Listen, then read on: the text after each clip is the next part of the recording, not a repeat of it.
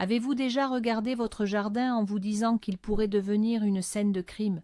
Cela semble complètement fou, et pourtant, si vous plantez la mauvaise graine dans la terre, vous pourriez voir débarquer la police chez vous. Aujourd'hui, nous allons parler de 5 cultures considérées comme illégales ou hautement restreintes. Mais attention, je vous promets que les raisons pour lesquelles le gouvernement vous interdit de cultiver ces plantes vont totalement vous surprendre. Ce n'est absolument pas pour les raisons de sécurité que l'on vous vend à la télévision. Nous allons briser des mythes tenaces. Nous allons découvrir des secrets industriels très bien gardés. Vous allez comprendre pourquoi la nature elle-même a été mise hors la loi. Alors, êtes-vous prêt à découvrir la vérité qui dérange les autorités? Dites-moi d'ailleurs en commentaire si vous avez déjà eu peur de planter quelque chose de non autorisé chez vous. Avant de plonger dans notre liste de plantes interdites, il faut comprendre une chose fondamentale. L'histoire de l'humanité est liée à l'agriculture depuis des milliers d'années. Cultiver la terre a toujours été le symbole ultime de la liberté et de l'indépendance. Celui qui contrôle sa nourriture contrôle sa vie. Mais au fil des siècles, les gouvernements ont compris qu'ils pouvaient utiliser l'agriculture pour asseoir leur pouvoir. Ce n'est pas un phénomène nouveau. Dès l'époque des grands empires, les rois taxaient le grain et contrôlaient les récoltes. Aujourd'hui, ce contrôle a pris une forme beaucoup plus sournoise et moderne. Les lois qui interdisent certaines plantes ne sont presque jamais là pour protéger le simple citoyen. Elles sont conçues pour protéger des monopoles d'État, pour garantir la collecte de taxes gigantesques ou pour faire plaisir à de puissants lobbies industriels. Gardez ce contexte en tête. Car chaque plante de notre liste est en réalité une victime de cette guerre pour l'argent et pour le pouvoir absolu. Commençons par la première plante de notre liste.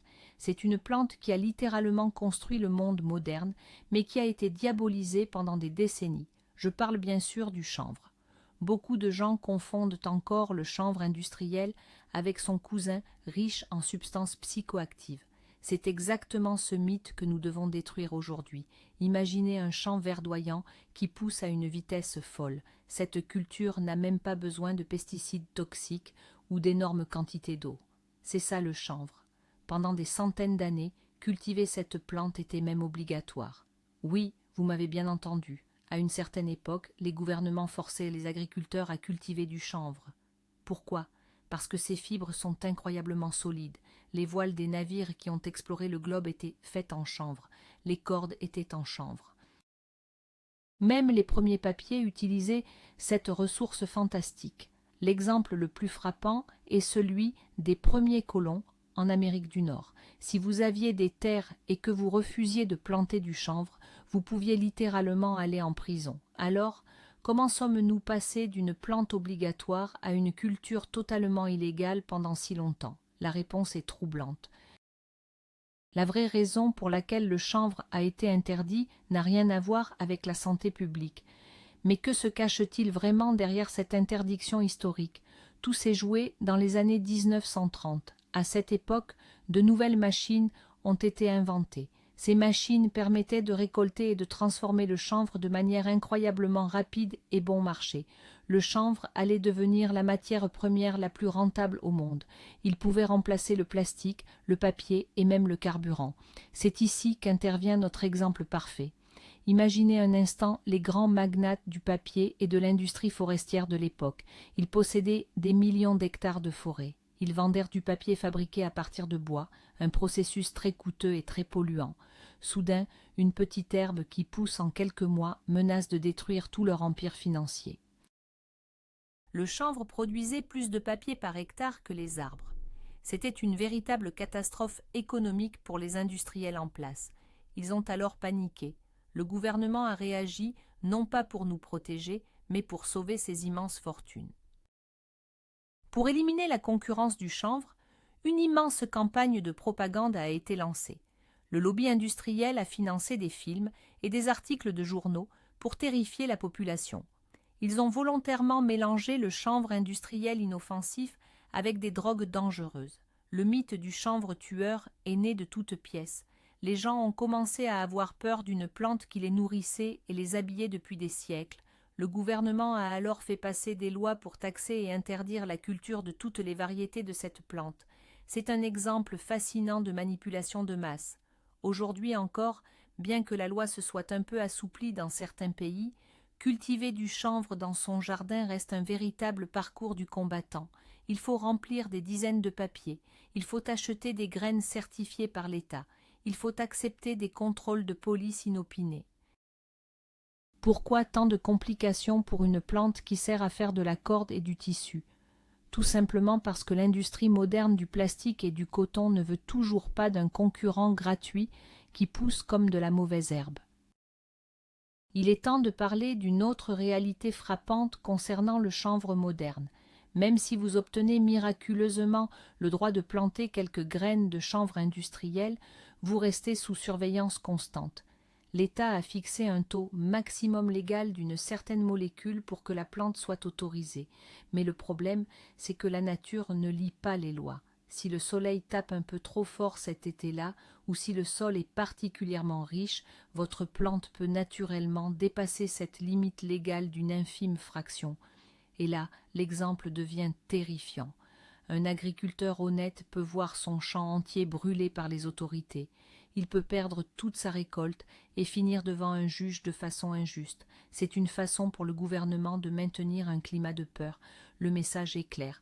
Laissez la production aux énormes entreprises très riches qui peuvent se payer des avocats et des laboratoires d'analyse. Le citoyen ordinaire n'a pas le droit d'être autonome. C'est la première grande leçon de cette vidéo. La peur est utilisée pour protéger des profits monumentaux. Passons maintenant à la deuxième plante de notre enquête. C'est une plante que l'on trouve dans tous les bureaux de tabac, mais que vous n'avez pas le droit de faire pousser librement dans votre arrière-cour. Je parle bien évidemment du tabac. Voilà un paradoxe absolument incroyable. Le gouvernement autorise la vente de cigarettes industrielles remplies de produits chimiques. L'État gagne même des milliards d'euros grâce aux taxes sur chaque paquet vendu. Mais si vous décidez de planter du tabac naturel dans votre potager pour votre propre consommation, vous devenez soudainement un fraudeur dangereux. C'est le moment de détruire le mythe selon lequel l'État interdit les cultures dangereuses pour la santé. S'il s'inquiétait vraiment de votre santé, les paquets de cigarettes seraient illégaux depuis très longtemps. L'exemple du tabac est la preuve absolue que ce n'est qu'une question d'argent. Le monopole du tabac est l'un des plus vieux monopoles d'État au monde. Dès le XVIIe siècle, les rois ont compris qu'ils tenaient là une source de revenus inépuisable, et ils ont farouchement protégé ce trésor fiscal. Il faut bien comprendre comment fonctionne ce système de taxation impitoyable. Aujourd'hui, quand vous achetez un produit lié au tabac, plus de 80% du prix correspond uniquement à des taxes gouvernementales. C'est un impôt déguisé gigantesque. Alors imaginez la terreur du ministre de l'économie si des millions de personnes commençaient à planter du tabac chez elles. Une petite serre dans le jardin suffirait à produire des feuilles pour une année entière. Cela représenterait un manque à gagner colossal pour les finances publiques. C'est pour cette raison précise que la culture du tabac par les particuliers est strictement encadrée, voire totalement interdite selon le pays où vous vivez.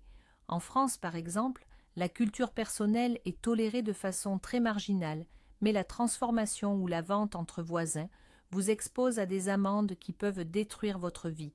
L'exemple est clair.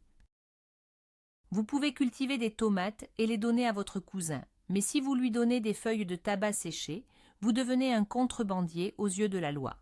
La nature appartient à l'État quand elle rapporte de l'argent. L'histoire regorge d'exemples fascinants sur la répression liée au tabac. Au XVIIIe siècle, les contrebandiers de tabac étaient pourchassés par des armées entières. Des batailles sanglantes ont eu lieu simplement parce que des paysans refusaient de payer la taxe royale sur une plante qui poussait si facilement. Les autorités envoyaient des inspecteurs arracher les plants de tabac cachés dans les petits jardins de campagne. Cela ressemble presque à un film d'action. Pourtant, c'était la réalité.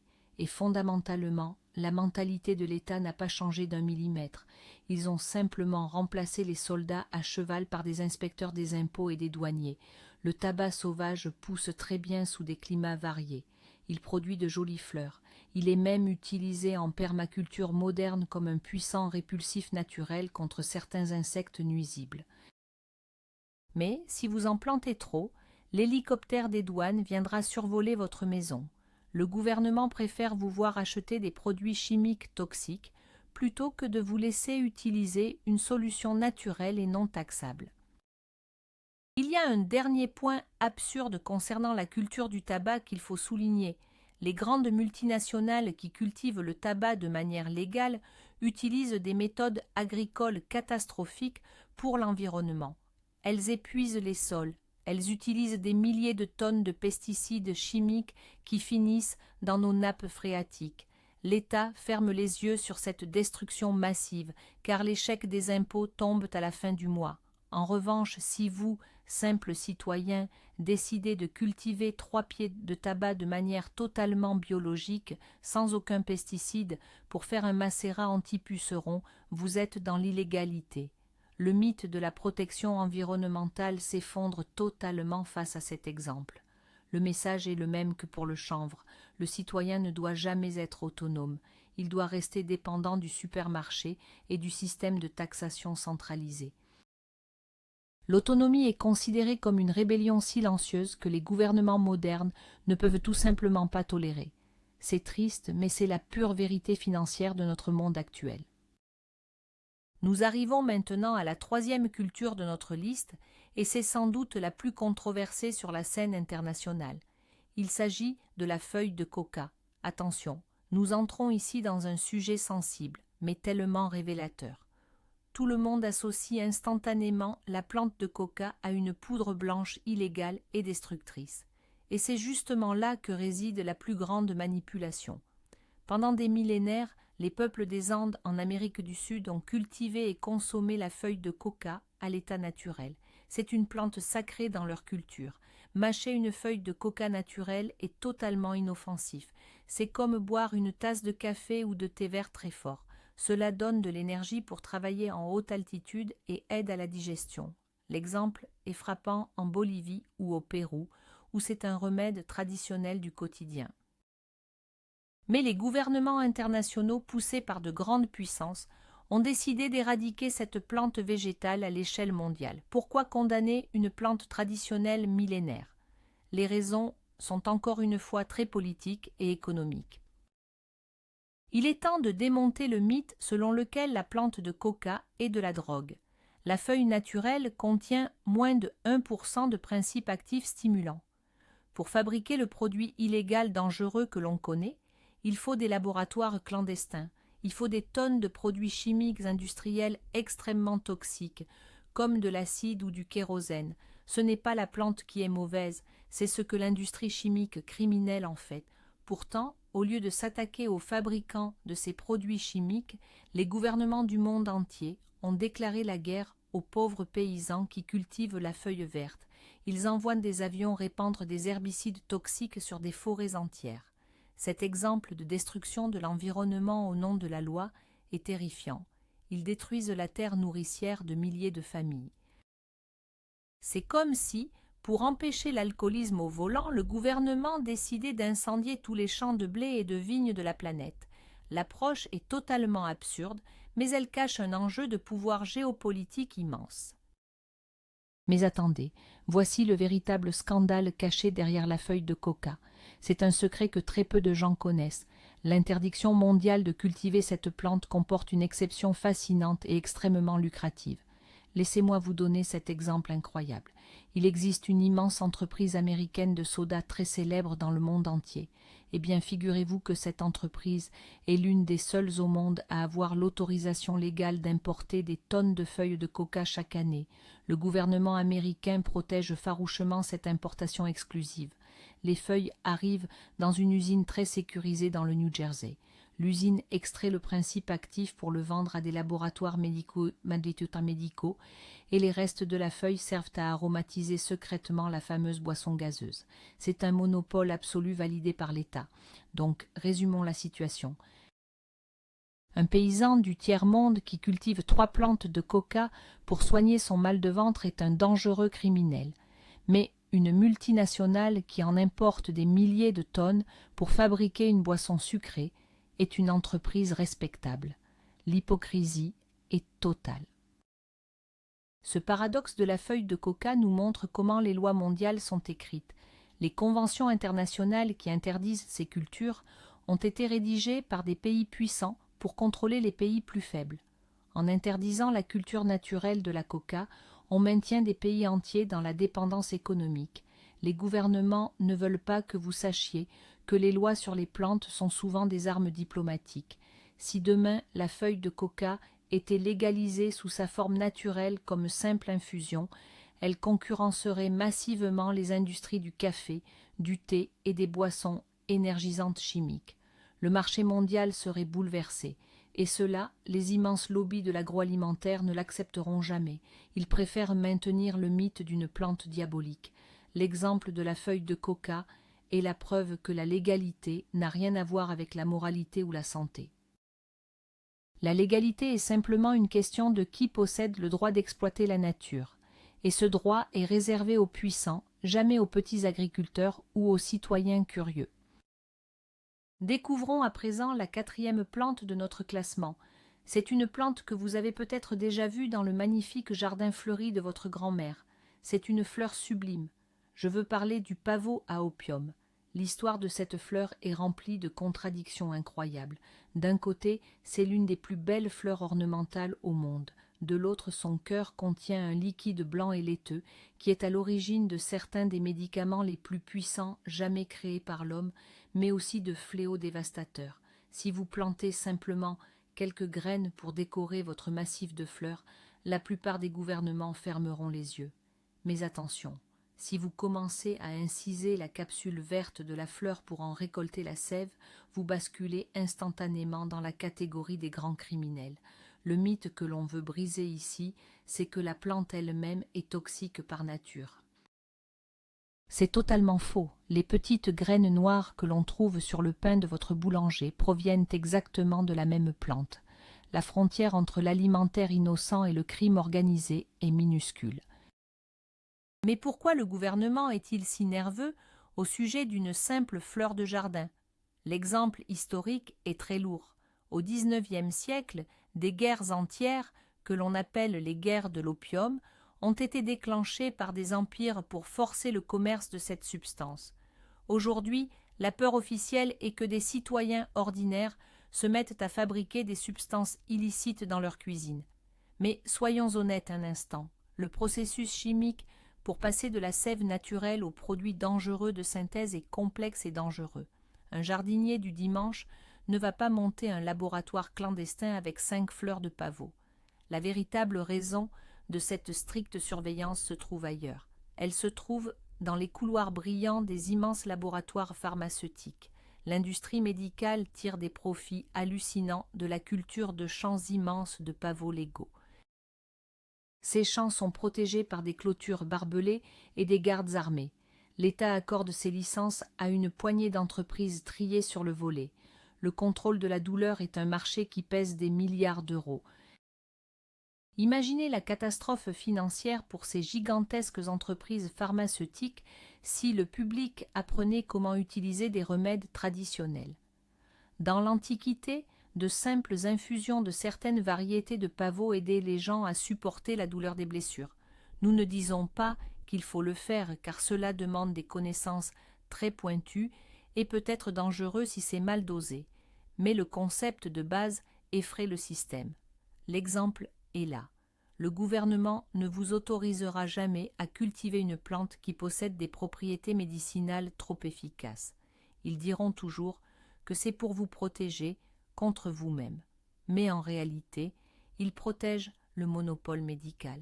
C'est la garantie que chaque fois que vous avez mal, vous devez aller à la pharmacie et payer une taxe sur un produit industriel. Le pavot est le symbole parfait de la confiscation du savoir naturel. Une fleur sauvage qui pousse spontanément au bord des chemins de campagne est transformée par la loi en une arme redoutable que seul l'État a le droit de manipuler. C'est une dépossession totale de notre environnement. Cette diabolisation du pavot permet aussi de justifier une surveillance accrue des jardiniers passionnés. Sur Internet, si vous achetez des graines de certaines variétés spécifiques, même juste pour leur belle couleur rouge ou violette, vos données peuvent être surveillées. C'est un exemple absurde de notre époque moderne. Vous pouvez acheter des produits d'entretien hautement toxiques au supermarché sans aucune question, mais acheter une graine de fleur vous rend suspect. Le mythe du dangereux botaniste est entretenu pour justifier des budgets policiers. Le message envoyé par les autorités est de ne surtout pas s'intéresser de trop près à la botanique complexe. Restez sur des tulipes et des rosiers classiques. Ne touchez pas aux plantes qui ont une vraie histoire médicale ou spirituelle. Le gouvernement moderne déteste les zones grises. Et le pavot, qui donne à la fois la décoration, la nourriture avec ses graines et la médecine avec sa sève, est la zone grise ultime. C'est une plante beaucoup trop indépendante pour plaire à une société ultra réglementée. Il nous reste à aborder la 5e et dernière culture de notre vidéo. Et préparez-vous, car c'est de loin la plus choquante. Ce n'est pas une plante exotique lointaine ou une fleur mystérieuse. Ce sont les fruits et les légumes de tous les jours. Plus précisément, je parle des semences paysannes non enregistrées. Vous pensez peut-être que cultiver une tomate classique est légal et naturel. Mais détrompez-vous, depuis plusieurs décennies, une guerre silencieuse et féroce fait rage dans vos potagers. Les gouvernements, sous la pression incroyable des immenses lobbies de l'agrochimie, ont mis en place des catalogues officiels de graines. Pour avoir le droit de vendre ou d'échanger des graines à grande échelle, la plante doit être inscrite dans ce catalogue d'État. L'inscription coûte extrêmement cher, ce qui élimine immédiatement les petits paysans. Le mythe que l'on vous raconte, c'est que ce catalogue garantit la qualité et la sécurité de notre alimentation. Mais la réalité est sombre. C'est une privatisation pure et simple de la nature par de gigantesques multinationales. Prenons un exemple concret pour bien comprendre cette immense arnaque. Pendant des milliers d'années, les paysans du monde entier gardaient les meilleures graines de leur récolte pour les replanter l'année suivante. C'est comme ça que les plantes se sont adaptées à nos climats de façon naturelle. C'était gratuit et totalement libre. Mais aujourd'hui, les entreprises ont créé des graines brevetées. Et pire encore, elles vendent des graines hybrides qui ne donnent rien de bon si vous essayez de les replanter l'année d'après. C'est un abonnement obligatoire à la graine industrielle. Si un agriculteur ose récolter ses propres graines brevetées pour les replanter sans payer de droits à la multinationale, il est traîné en justice. Il est traité comme un pirate informatique qui aurait volé un logiciel. Vous vous rendez compte, on applique les lois de la propriété industrielle sur le cycle de la vie. Le gouvernement soutient cela pour une raison simple, le contrôle. Si une poignée de multinationales possède toutes les graines légales, elle contrôle toute la chaîne alimentaire de la nation. La chasse aux semences anciennes est devenue un véritable délire bureaucratique. Les vieilles variétés de tomates capricieuses, de courges bizarres ou de carottes oubliées n'intéressent pas l'industrie. L'industrie veut des légumes tous identiques qui résistent au transport en camion et au réfrigérateur. Du coup, les anciennes graines traditionnelles ont été effacées des catalogues officiels. Dans certains pays, des associations de passionnés qui s'échangeaient de vieilles graines pour sauver la biodiversité ont reçu la visite d'inspecteurs officiels. On leur a interdit de distribuer la vie gratuitement. L'exemple de la tomate cœur de bœuf originale est célèbre. Sa vraie version ancienne est menacée, car elle n'est pas assez rentable pour les supermarchés. Le mythe de l'agriculture moderne qui nourrit le monde s'effondre ici. En réalité, ils détruisent la richesse génétique de notre planète pour maximiser les profits à court terme. Cultiver ces anciennes variétés, c'est presque devenu un acte de résistance politique. Le simple fait de planter une vieille graine de melon dans son jardin est devenu un affront au système industriel. Cette interdiction cachée des semences libres est la preuve ultime du vrai problème. Le gouvernement ne craint pas la toxicité des plantes, il craint la perte de son pouvoir économique. Si tout le monde apprenait à produire sa propre nourriture à partir de graines gratuites et naturelles, le système de consommation de masse s'effondrerait. L'industrie des engrais chimiques ferait faillite. Les géants des supermarchés perdraient des milliards de chiffres d'affaires. C'est pour cela que les lois agricoles sont devenues si restrictives. On vous laisse jouer dans votre petit jardin le dimanche. mais dès que vous approchez de la véritable autonomie alimentaire ou médicale, la machine d'État se met en route pour vous écraser. Que ce soit le chanvre pour les matériaux, le tabac pour les taxes, la coca et le pavot pour les monopoles pharmaceutiques, ou la tomate ancienne pour le contrôle alimentaire, la conclusion est toujours identique. Ces cultures sont illégales ou freinées parce qu'elles rendent l'être humain libre. Et la liberté véritable est la seule chose que l'État ne peut pas taxer. Voilà, nous avons fait le tour de ces 5 cultures incroyables, et le retournement de situation finale est assez vertigineux, n'est-ce pas? Vous pensiez peut-être que les lois sur la nature étaient là pour vous protéger, mais nous venons de voir ensemble que l'interdiction de ces plantes sert avant tout à protéger les immenses profits de l'industrie du coton, du plastique, du monopole médical, des taxes d'État et des géants de l'agroalimentaire.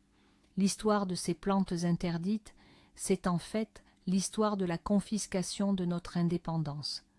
Le contrôle de la graine, de la fleur et de la récolte est l'arme la plus puissante jamais inventée pour dominer une population. Merci d'avoir suivi cette enquête jusqu'au bout. C'est un sujet complexe mais essentiel pour comprendre le monde qui nous entoure. Si vous avez appris quelque chose de nouveau aujourd'hui, abonnez-vous tout de suite à la chaîne et activez la cloche. Laissez un pouce bleu pour nous encourager. Et surtout, prenez la parole. Laquelle de ces 5 plantes interdites vous a le plus choqué aujourd'hui? Dites-le nous dans les commentaires, nous lisons toutes vos réponses. À très bientôt pour une nouvelle vidéo.